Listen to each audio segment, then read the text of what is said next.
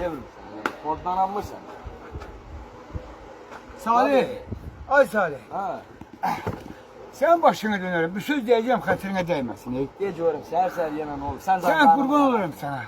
Sen qabaqda mənim pulumu gündəliyə verirdin də, düzdür? Ha. İndi kvadratla verirsən də. He. Sənin üçün nə fərqi var?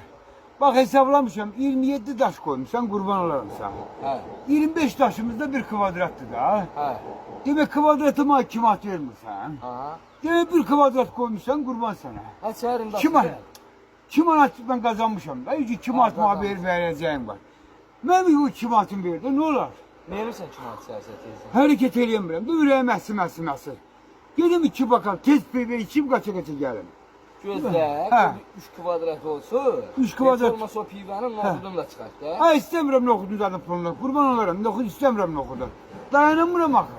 Dayanmazsan, bak böyle öleceksin. Sen de ben özüm pis ölecekmişim. Ay hazır qazanarım Sen sənin. ben pis ölecekmişim. Ay hazır nağdı qazanarım, nağdı bir kvadrat koymuşsan da 2 manat verməlisən də, ver də.